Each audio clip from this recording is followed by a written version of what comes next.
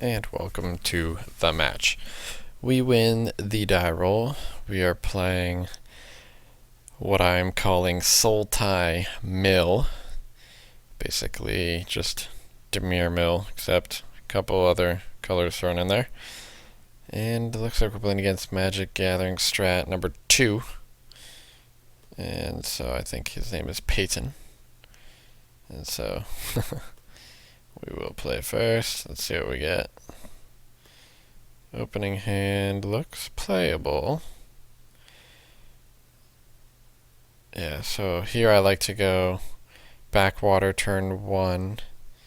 Our Evolving Wilds most likely wants to find a forest, right?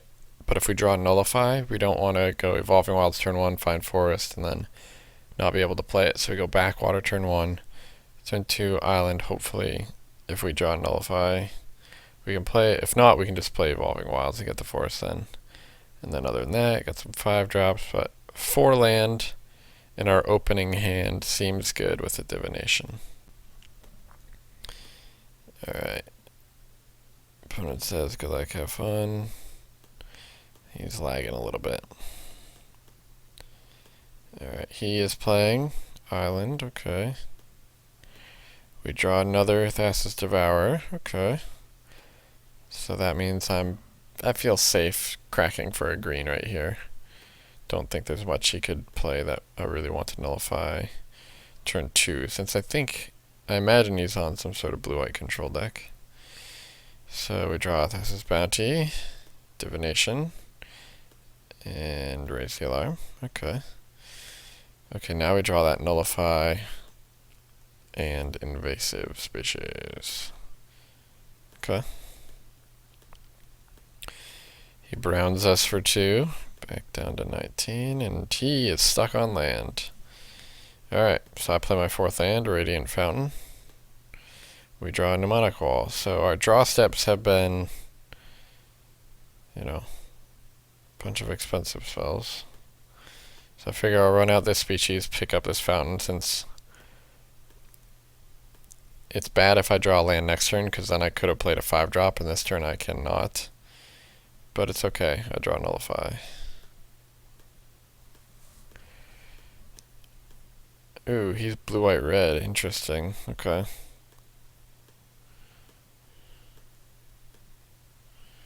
Kills my guy. Makes me think he's some sort of token or like prowess type deck at that point. Okay, well there's nothing I can do about him killing my guy. I have Nullify and a bunch of 5 and 6 drops with 4 land. Okay, take my 2. That's a 5-drop that I cannot cast. And I have to discard, so discard.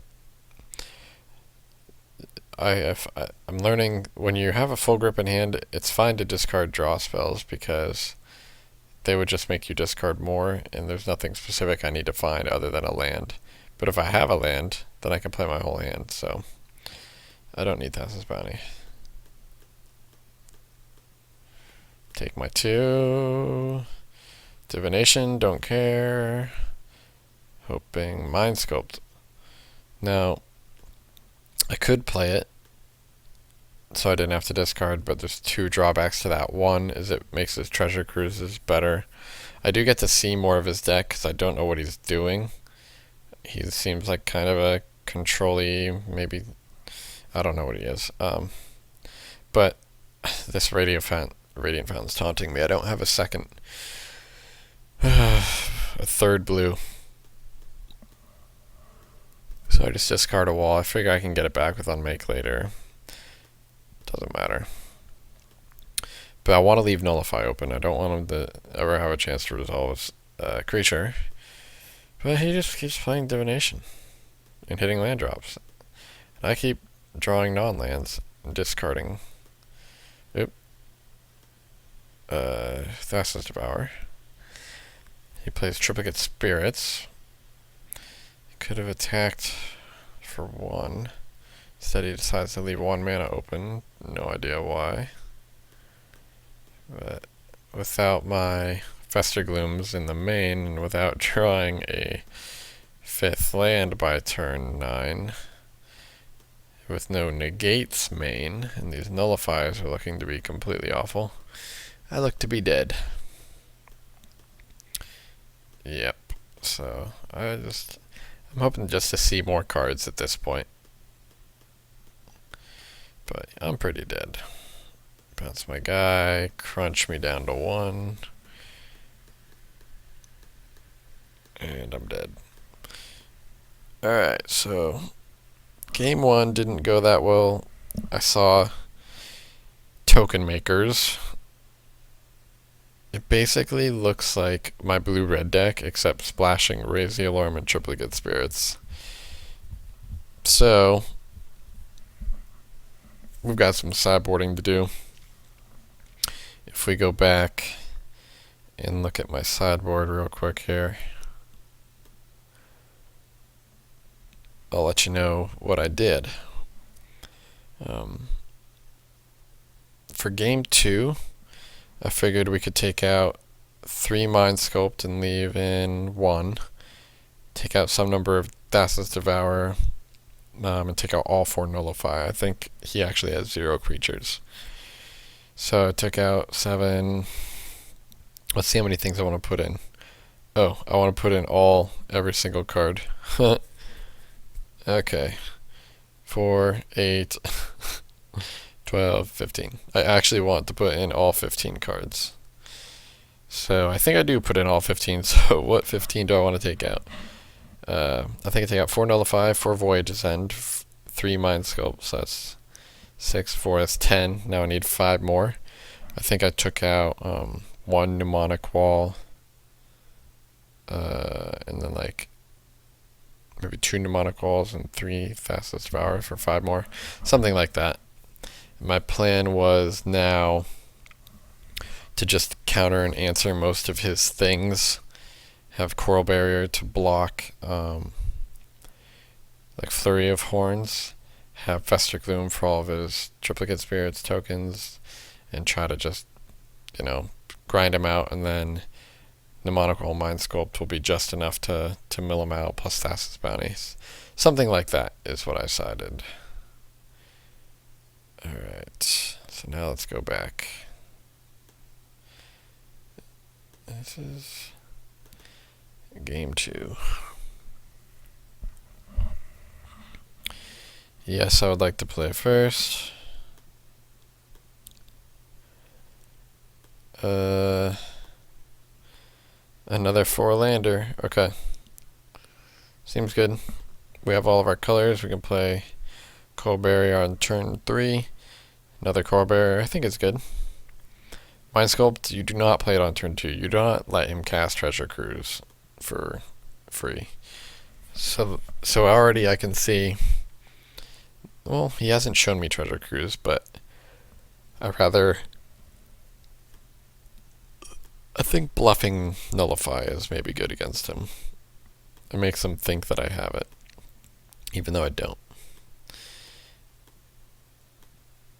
So he hasn't done anything, and I'm just going to keep on playing Coral Barriers, which seem pretty great. Alright, he finally has white mana, so maybe he has some Raise the Alarms for me coming next turn.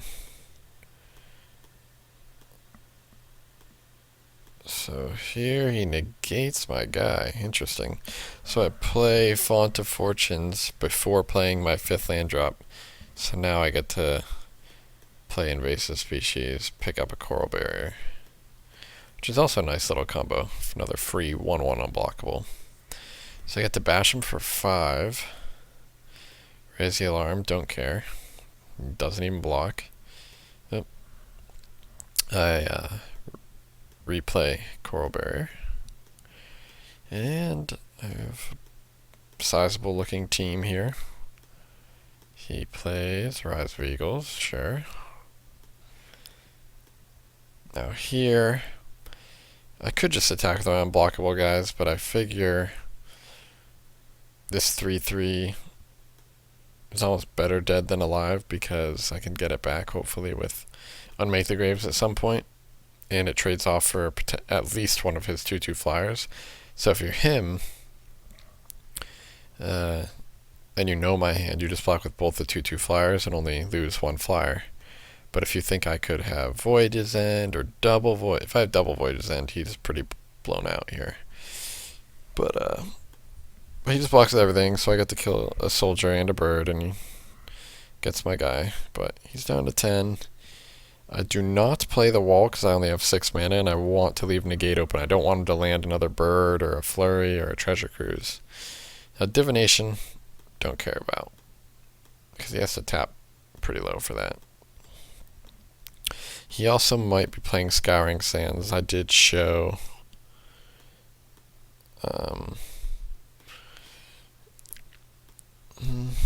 I guess he would just have to. My thoughts are, after I run amok with Coral Barriers this game, is that he brings the Scouring Sands in the next game. Yeah, he said something like, "Losing the Barrier War," and I'm like, yeah, watch out. I'm assembling the Great Barrier Reef. So that thing, I actually probably shouldn't even negate, because I can just block on my coral barriers. So that was actually, with 6 cards still in hand, like, it's just irrelevant. So I probably should have just let that resolve, but here I play the Divination, trying to hit land drops, which I do. But again, I don't want to Mind Sculpt because I'm actually killing him with damage, so Mind Sculpt has just been a complete blank. Got him down to 3. Now I played the Coral Barrier last turn because it makes it so it's hopefully a 1-turn clock, if nothing else changes. So he's got 3 mana and 5 delve for the Treasure Cruise, so this would have been a lot more relevant to counter. So he plays a land that gains him a life, so he's up to 4. And then he lightning strikes the guy, so he will survive 1 more turn. But I'm under no real pressure. So now I just get the Mnemonic Wall with negate back up, so now he can't Scouring Sands unless he has his own counter spell to let it resolve. Don't care about Divination, don't care about lightning striking me. And he's dead. So that is the first game I have ever played where the majority of the damage is done by squid tokens. So this game really, changed my opinion on how the matchup goes, though. So I boarded out all of the Mind Sculpts, all of the Thassa's Devourers, basically said I'm going to beat him with damage instead of milling him. And I put, I think, 2 Voyage's End back in, because I figure if he's going to be making these multiple blocks on my 3/3 or something, I could potentially, it could be a decent removal spell, against tokens at least. Yeah. So, on to game 3. This time we're on the draw, though, so it could be interesting. My main goal is to not get my turn 2 Font of Fortunes negated. This hand looks perfect, though. He plays tap land, so will I. Oh, he plays a second tap land. Alright. I was hoping for that. So I really didn't want him to negate my font here. So I throw down the font instead of playing another tap land and then going for Divination next turn, because really I don't want him to negate it, because kind of like in the first game, I just missed land drops for forever, and that's how I lost. So this gets under his counter magic for sure, and it lets me hold negate mana open next turn, and disdainful stroke mana open. So he plays a tap land. So here, I'm fine playing tap land is my only option. So I couldn't play Coral Barrier or Divination even if I wanted to. But I get to play, okay, he doesn't play anything, so I get to font. Wow. Now I start to see some options here. I don't think he runs a card like Nullify in his 3-color deck. But I do think he probably runs some negates and disdainful strokes. So here, play the tap land. I probably play the Coral Barrier. For some reason he plays Raise the Alarm in response to me gaining a life, which I don't care about. And he comments that that was weird timing. He meant to do it end of turn. But I don't care, I'm just playing Coral Barrier. Attacking with both of his guys is interesting, so I'll definitely block. Okay, it's got Magma Spray. So that exiles my guy, which is relevant, because otherwise I could get it back. I could also have not blocked, so this turn I could invasive species, pick up my Coral Bear, and make another 1/1. But I figured I'd just get the spell out of his hand right now. So I bash for 1. And here, I have so many cards in hand that I don't really need to divinate.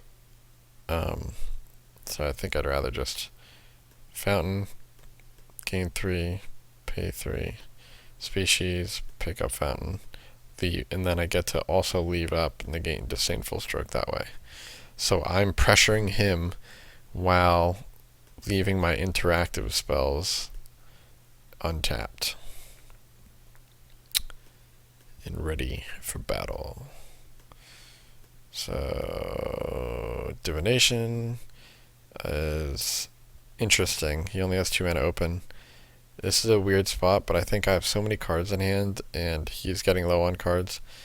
He just needs gas. I bite. Yeah, I was like, yeah, I'll negate. And he thinks for a while and negates back. So it kind of is interesting that I kind of like that exchange because it uses my mana very well. It makes him not be able to do anything else this turn, so he's tapped out, so I get to land more things next turn. And it gets this negate out of hand, which could be really busted if it counters something like my Disdainful Stroke. So I gain my 2 again. Play another species. So my stance on this game, I kind of liken it to I had the decision point. Like I could have not played these species and played these divinations and just set up my hand even more and then deployed my threats. But I figure that's a little too passive. If I put the power in play, it puts a clock on him, makes him play a little bit more reactively, and then once I run out of cards in hand, then I can start divinating.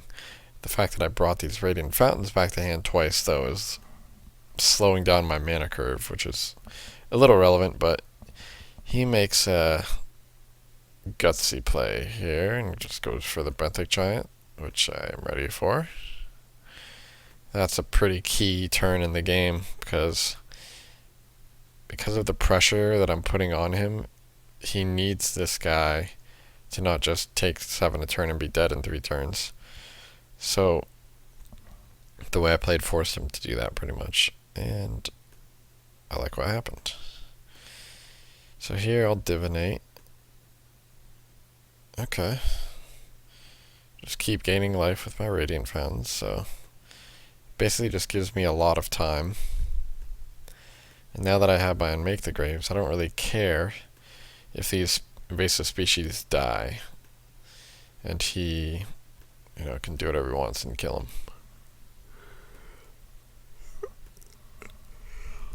Don't have the negate or anything for the Rise of Eagles, so he thinks about attacking with the soldier, but he must want to block here. So here, I'll divinate again. I figure if I don't play it now, I'm not going to have much time to use it ever, so I just want to play it. The only spell that I have open is negate, so it's a good chance to play a tap land. And I don't really want to draw more lands, so I don't mind playing the Wilds over the Dismal Backwater. It just means I want to thin my deck of land. And here, He makes a play that gets blown out by Voyage's End, but I'm fine with this trade. He takes 4, goes to 7. I have a guy die, but I still have ways to get it back. Scouring Sands, I let that resolve, because it's really just killing one of my guys. Now if he has Magma Spray, that would be bad. But he does not. So if he plays Magma Spray here, that's actually real rough because I can't get 2 guys back with my unmake. I would probably negate a Magma Spray, which gives him the ability to counter back or the ability to land like a treasure cruise. But he does not, so I crack. I find a swamp because I might want to play Unmake or Fester Gloom or something 2 in 1 turn, but I have 2 green. I have 4 black in play, so or 4 blue in play, so it didn't really matter. So yeah, attack with my 3. What's he got? Ooh, raise the alarm. Interesting. He was committed to blocking last turn. He's nowhere near close to being in the race. But if he leaves the 2/2 back, maybe I don't attack. I don't know. Either way, if he's just chumping, I don't know what's going on. So play a tap land. Here I'm just holding open negate, and then I would only have, I guess if I played an untapped land I would have 5 mana. But I don't want to play the unmake yet. I need 6 mana, so Lightning Strike, that's perfect. Gladly let it die. He beats me for 3, and end of turn. Now something bad happens here.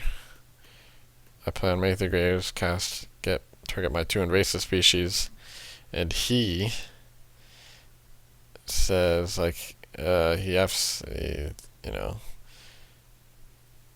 why did he F6? Yeah, it's because I said it's just to have it, like, you attack and you have another plays, F6. I had nothing on board, bad mana open. But in this format, in particular, this post-cons format, there's not much that people are doing, like, end of turn with this mana. So I assume he had Disdainful Stroke or Negate or Cancel or something. So I keep that in mind. But I'm basically ready to just play my threats out again since that's what he knows about. Pick up the Fountain, so again, he hasn't really made any progress here. I don't want to play the second species because then I'm going to have to tap lower than the negate mana, so don't want to do that. Always keep that negate open. Don't care about divination at this point. I care about potentially Treasure Cruise or Rise of Eagles and Flurry of Horns. Or Triplicate Spirits, but I kind of have that covered with the Fester Gloom, so. More Radiant Fountains. These Thassa's Bounties are kind of hard to use against decks playing counterspells and decks with Treasure Cruise in them, so they might not be the best. It might be better to... I think at this point I just start thinking, why don't I just have my own Treasure Cruise? Okay, so I just play a font, leave my negate mana open. Raise the alarm, okay. Chump? Nope. Okay. Throws all 3 and he says, this is what I get. He goes, this is my punishment. For basically allowing my invasive species to come back. So it didn't really matter. I would have Fester Gloomed those away eventually. Flurry of Horns? Yahtzee. I figure, shoot, he set this up really well because he probably has the negate right back. But he does not. If he had the negate right back there, he'd hit me for 6. But then I'd place, species, Thassa's Bounty, draw some cards. I'd have Demonic Wall to get back, the Unmake the Graves, so if he dealt with my species, I'd be able to get stuff back. So I'd take a hit, but I'd still be fine, and I'd rebuild. Fester Gloom, okay. So we just keep gaining life. He just can't ever deal damage to us, pretty much. At this point, figure play one of these. He's got Disdainful Stroke. Alright, so if I played that, or if I played Thassa's Bounty, it was getting countered. I don't mind Mnemonic Wall getting countered, because I can always get it back with Unmake the Graves when I draw another Mnemonic Wall. So that allows me to resolve my invasive species. He's only got 2 in hand, so I'd rather just resolve it, get it in play, and I don't really mind if he resolves anything here. First off, I don't have a counter, and he's probably not going to play around anything, because it's this late in the game. So he plays a Rise of Eagles. Take my 2. And here, it's only got 1 in hand. Here, let's see if I draw cards first. Nope. I just figure, let's just kill all of his guys. Because that's 6 a turn. I don't want something to go wrong and have, like... The only way that I can kill those guys is playing double Fester Gloom. And if I let him untap, let's say I play Mnemonic Wall and or Thassa's Bounty this turn, and I just let him untap and protect, like he goes Treasure Cruise and draws like Negate, and I go Fester Gloom, he goes okay, and then I go second Fester Gloom and he counters it. Things could be bad, so... Oops. This is the OK button. So yeah, I get him for 1, and I get to draw cards with Font. And I get to hold open at counterspell mana. But he doesn't care, so he draws Divination, Evolving Wilds, Traveler's Amulet. And he's cracking, really thinning his deck out, but I draw land Voyage's End, which seems fine. So here, I bounty, because I figure it's slightly better than Mnemonic Wall, because I can hopefully hit more gas. Mnemonic Wall would only get back Unmake, which doesn't do anything right away. So it's just, it doesn't put any pressure on him. What did I mill? Cruise Negate Sands, okay. So get you for 3. Yep.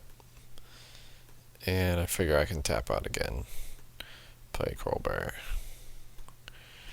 Okay. He's got a lot of answering to do. He's got a Flurry. And a Scouring Sands. Okay. So, I'm totally fine here. He says, need to draw a cruise. Yeah, and I basically say he's due. He needs to draw that cruise. But I milled 1. So he was going to draw 1. But I go for the attack. He has to double block. I bounce 1. And Divination on top. Basically, I always had millions of cards in hand this game. I was able to answer his threats at the right time. And now I got the negate to seal the deal. So yeah, this deck played out a lot differently than I thought. In the sense that it was a good game. Nessie and Asp might have been a lot better than Mnemonic Wall, just because it was a threat, and it'd be hard for him to answer once it comes into play. And Mnemonic Wall never really had time to do it, and I don't even have that many creatures to go with the whole engine of Unmake the Graves and Mnemonic Wall. Like, my guys are getting exiled anyway, so it didn't even seem that powerful, and everything seemed really expensive. So while Tercio's tech of Voyaging Satyr and Verdant Haven Might be good. I like more card draw, but I think it just needs some more potent threats, which he is probably correct in playing something like Nessie and Asp, since it's a good catch-all. You know, has problems with like little death touch creatures, but we do have Fester Gloom for those, but the black death touch creatures can be a problem, which makes me think something like Nimbus Knight or Aqueous Form might be necessary, but we're almost just playing a different deck at that point. We sided into, Sultai Beatdown instead of Sultai Mill. So our mill plan, I think, was very poorly positioned against this Jeskai tokens deck. So we adapted, we overcame, we got there. Really just fun for me to mix it up and play something totally off the wall, a little different. And that's probably what I'll try to do every week. I've been brewing a couple other decks that probably aren't that good, but are trying to be good against the things that are now being played a lot. Nobody's playing like aggro heroic decks anymore, so these slower, big creature-y type decks are a little bit more viable. So I'd be into brewing. There's always people are always going to play mono red though, which kind of keeps you in check. And so you want to be prepared for little things like that. But yeah, it's a good time to brew, mix things up, and I think there's a real big advantage to playing a deck that your opponent doesn't know your stock list, so they don't know what cards you have, and that can make them misplay or play into your tricks or your cards a little bit better. So yeah, that was week 2 of the Community League Magic Gathering Strat. Go check them out. I know Bava, and I know what's the other guy's name? There's a couple other guys that are posting videos of their league. Check them out at the website or their Twitters or whatnot. And thanks for watching. We'll be hopefully back next week. Continue to add videos. I'll just post them to YouTube one at a time, and then when the whole league is done, I'll maybe do an article and combine all the videos together in one big playlist or something like that. Alright, cool. Thanks for watching.